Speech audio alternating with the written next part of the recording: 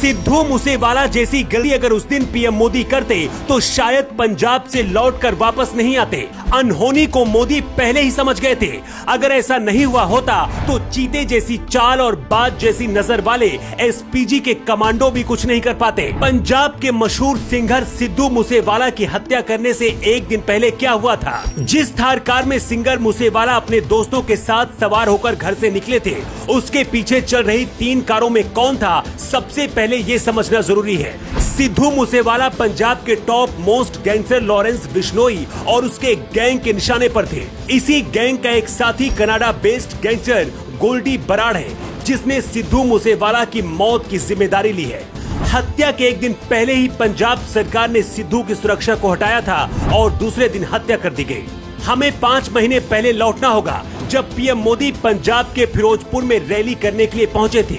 सड़क के रास्ते जब मोदी जा रहे थे, फ्लाई ओवर के पास रास्ता रोक लिया गया था। पलक झपकते ही एसपीजी के कमांडो ने अपनी पोजीशन ले ली थी। मोदी इस वक्त अपनी बुलेट प्रूफ कार के अंदर थे। थोड़ी सी भी अगर गलती होती तो एसपीजी के कमांड दुश्मनों को धुआं बना देते। मोदी अगर चाहते तो रैली करने जा सकते थे, लेकिन ना तो रैली की और ना इस बुलेट प्रूफ कार से यहाँ पर निकले, सीधा लौटकर दिल्ली पहुँच गए। 5 महीने पुरानी ये कहानी हमने आपको इसलिए बताई है क्योंकि सिंगर सिद्धू मूसेवाला के पास भी बुलेट प्रूफ कार है, साथ में कमांडो भी चलते थे। लेकिन जिस दिन हत्या हुई उस दिन मूसेवाला के पास ना तो कमांडो थे और ना ही बुलेट प्रूफ कार थी। खुफिया एजेंसी ने पंजाब सरकार को बताया था कि मूसेवाला की जान को खतरा है, लेकिन सुरक्षा फिर भी हटा दी गई थी। रविवार 29 मई को मूसेवाला अपने घर से दोस्तों के साथ घूमने के लिए थार कार को लेकर निकले थे। साथ में कमांडो और अपनी बुलेट प्रूफ कार को लेकर नहीं गए थे।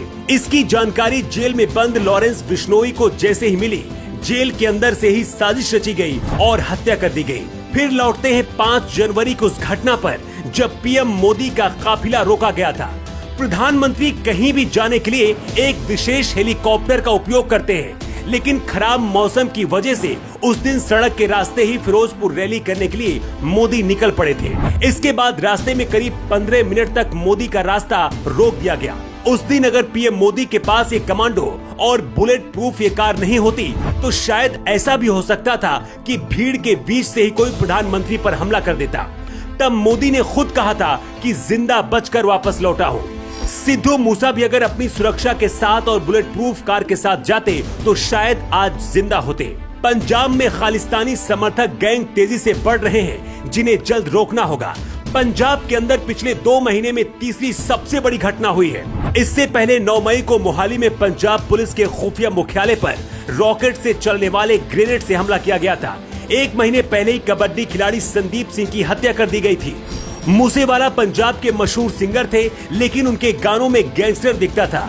आरोप लगाया जा रहा है कि केजरीवाल के इशारे पर ही पंजाब की भगवंत मान सरकार ने सुरक्षा को हटाया था और इसी के बाद हत्या कर दी गई।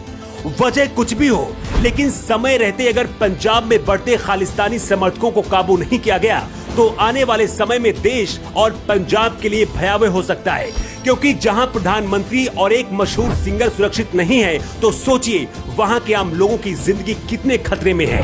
न्यू टाइम्स के लिए ब्यूरो रिपोर्ट।